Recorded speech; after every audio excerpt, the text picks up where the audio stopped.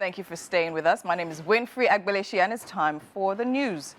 President Bola Tinubu has expressed concerns over the blackouts in the northern region of Nigeria last week. He has directed efforts to end the disruption that has paralyzed social and economic activities after summoning the Minister of Power, Adebayo Adelabu, and the National Security Advisor, Nuhu Ribadu.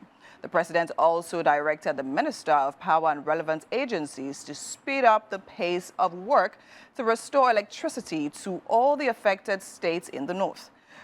The President Tinubu is saddened by the reports of vandalism and willful destruction of power infrastructure and other public assets that caused the unfortunate blackouts.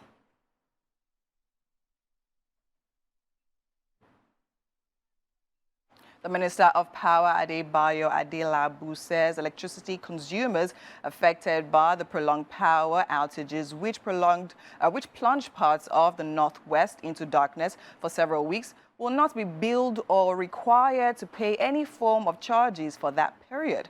The minister said efforts have been concluded to fix the vandalized lines at the Shiroro power line. He also disclosed that the National Security Advisor will rally other security agencies to provide protection for technicians that will rectify the faults at the Shiroro-Kaduna transmission lines 1 and 2. He said this during a chat with State House correspondents in the presidential villa shortly after briefing President Bola Tinubu on the power situation in the country. The Transmission Company of Nigeria, TCN, they already set out to fix this line. What they have asked for, which has been provided to them now, is the security cover of the National Security Advisor through the Chief of Army Staff and Chief of Air Staff to enable them restore the damaged lines. And we're optimistic that very soon this will be fully restored. Yes, what we are working on, like I'm going to have a meeting with the chairman of NAC and all the discos. For those days during which they suffered blackout, there should not be billing of any sort for any customer, be it household customer, office consumer, or industrial consumer. They will be immune for billing for those periods. Moving on, the Minister of Interior, Olubunmi Tunji-Ojo, has described the deployment of the new electronic border security facilities as the Nigeria Immigration Service as the beginning of the new dawn. He said this at the induction of the newly trained operational officers of the E-Border Security Command and Control Center held at the Immigration Service headquarters in Abuja. According to the minister, the facilities are integrated to Interpol 247 MIDA solution and all criminal record database systems in the world.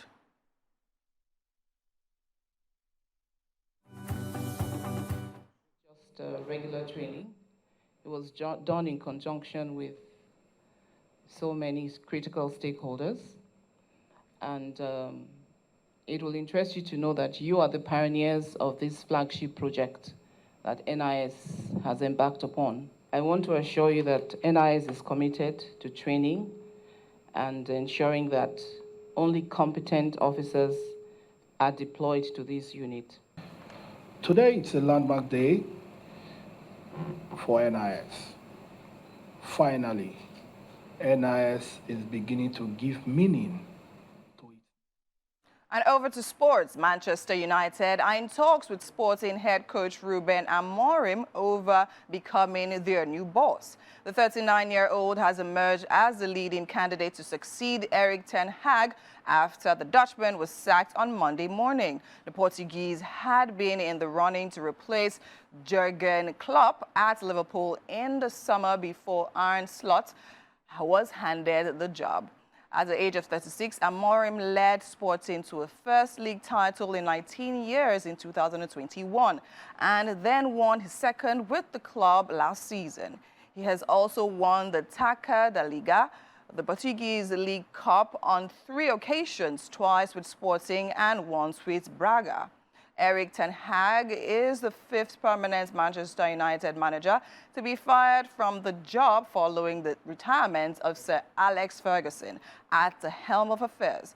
The Dutch tactician joins the likes of James Moyes, Louis van Gaal, Jose Mourinho, Ole Gunnar, and Ralph Rangnick, who held the role on an interim basis. Now, Manchester United won 70 of 128 matches. Ten Hag was in charge during 23 matches while losing 35 times.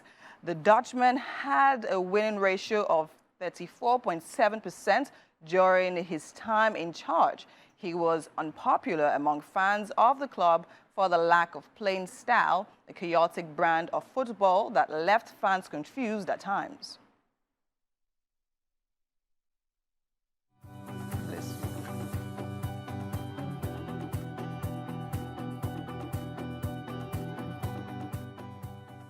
And that's all we're taking on news and sports for this hour. Do stay with us. So much more coming right here on Wake Up Nigeria.